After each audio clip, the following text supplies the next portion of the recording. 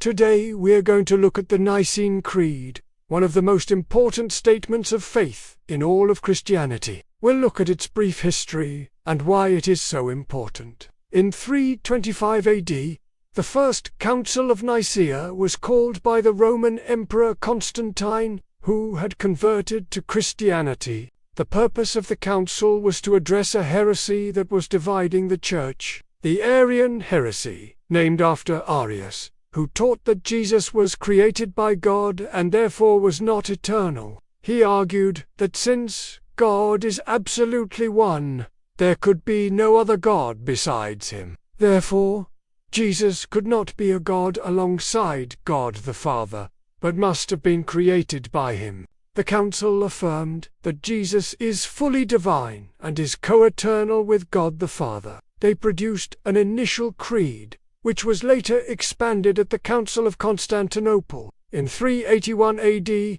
This resulted in what is commonly known as the Niceno-Constantinopolitan Creed, which we recite today as the Nicene Creed. Why is this creed so important?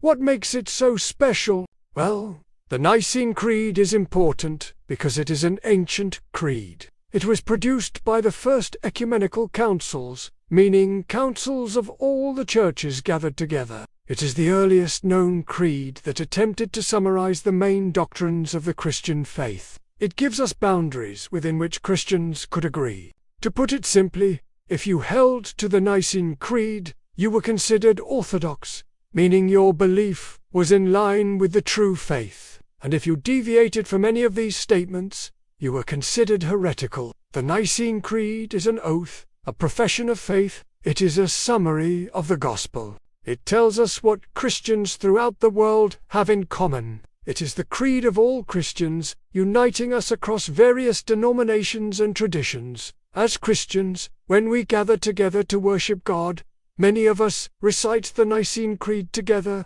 It reminds us of what we believe and helps us to focus our minds on the truths of the gospel. It is a way of putting our guard up against false teachers and those who would distort the truth of the gospel. We recite the Nicene Creed in our liturgies because it confesses the Trinity, the one true God, Father, Son, and Holy Spirit. It confesses the Incarnation, that Jesus was truly God, who became a man. It confesses the resurrection, that Jesus rose bodily from the dead. It confesses the return of Christ in glory to judge the living and the dead. So let us, the Church, continue to recite the Nicene Creed, so that we confess our faith in the one true God, so that we are reminded of the truths of the gospel, and so that we are united with all Christians throughout the world.